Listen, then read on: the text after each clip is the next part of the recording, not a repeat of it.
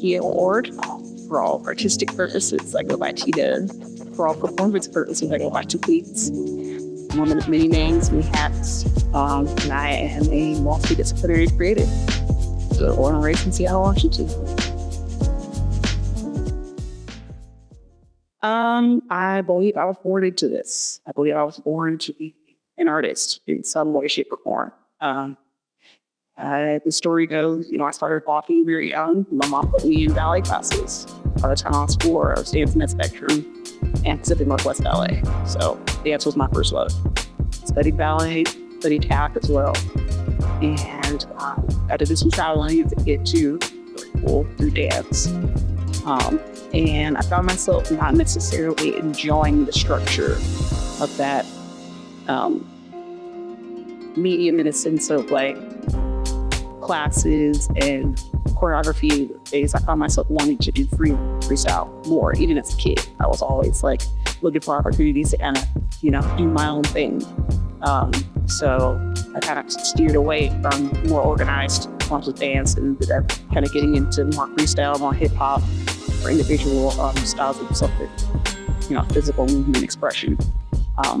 During that, of course, that time when I was a kid, I see how a lot to say very creative place. Like, this is a place for artists, a place for writers, a place for people who think, a little bit more eccentrically outside of the box kind of deal. Like, this atmosphere, the setting, for whatever reason, just, lends itself to that type of thing. So Seattle was always a very creative city. So there was always opportunities to do creative things. There was always somewhere to go to do a big class or pottery or whatever it was.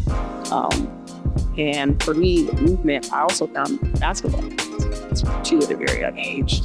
And I guess I had the talent for stuff. I picked up the basketball and I was out here, like, off rip. So, I definitely shined quite a bit in my younger years in the basketball court. And, I made a name for myself, as a hooper as well as a dancer. So that was kind of, upbringing. And then art was there as well. Painting and things like that. Like, I remember my mom got me my first easel creeping off around the age of 4 as well.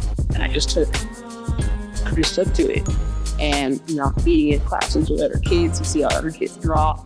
I would try other kids' styles. I would see, this person might draw their characters in one box. I'd try that and see how that felt for me. And, I'd pick up certain parts of it and I'd, put certain parts away. And that's kind of how I developed my own individual person style.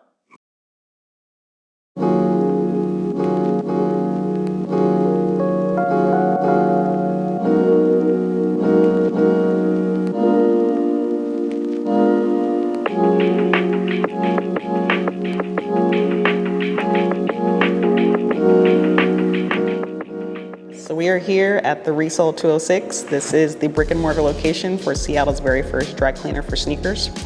And essentially what a dry cleaner for sneakers is similar to, dry cleaner for regular clothing, but we specialize in footwear. So what happens is the customer would bring their sneakers to this space.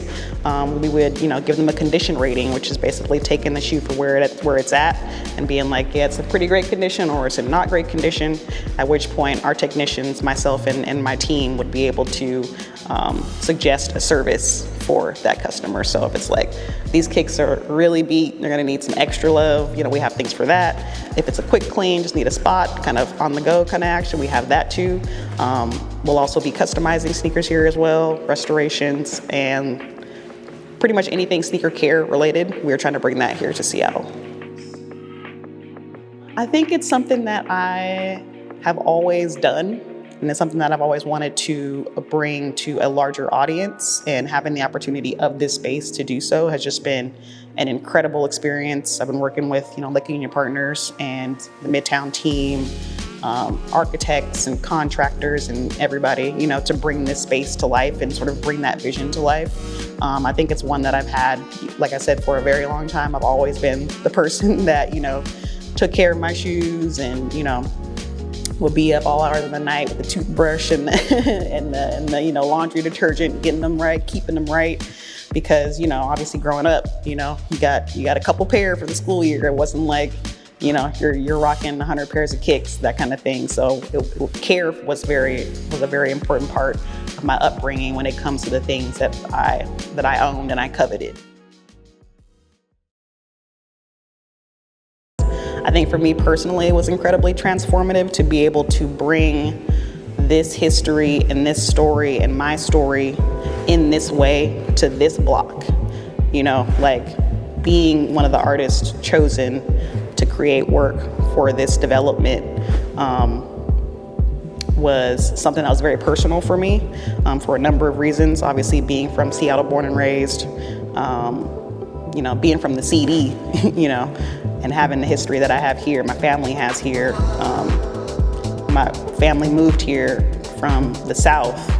They actually lived in an apartment that is just down the road from here. That building still stands. So like literal footprint, the first footprint that my family, you know, made in the city is just blocks away. My grandfather actually had a space in the old Midtown Square building. So for me to be here and have my space here and have this art here and be able to tell that story, you know, from my perspective as a person that couldn't be more from Seattle, you know, like it means everything to me. And I think I will be sort of discovering and realizing things about myself and about this art for a very long time.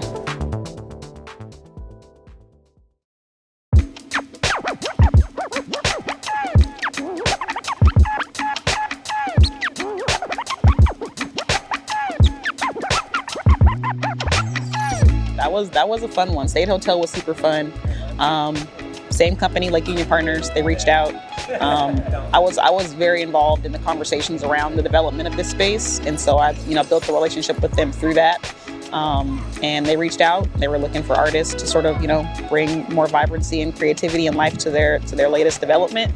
So I went up there, checked out the location, and I love the location because it's like, you know, you kind of see in certain areas like tags like that, like up on buildings super high, you know, and it's like, you know, you see it and it's like, oh, somebody got up super major, you know what I mean? But for it to be sort of like a sanctioned, sort of, you know, paid for piece, that's like still giving that same sort of vibe in essence, where like if you're in a certain spot on the waterfront and you kind of peek up and you look and you see it, like I just love that. I love that, you know.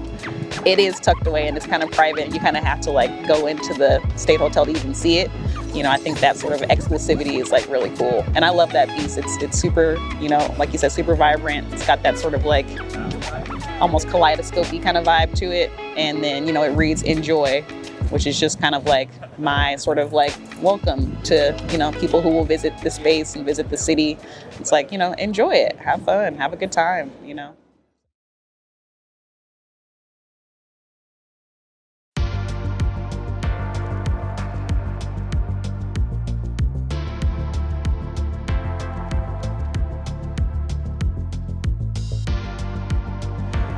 I've always sort of, not struggled with, but always sort of like had in the back of my mind the sort of idea of signature style.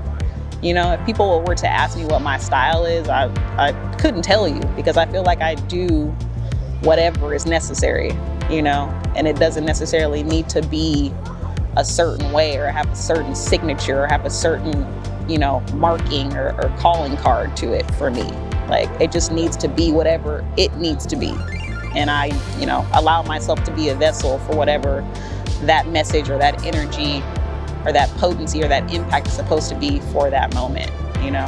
So even the red thing, like you mentioned the red, I was like, oh, I'd never thought about that. I just, you know, I just make the art, you know? You just sort of like, yeah, using the creativity to be of service to the message and the history of times we're living in.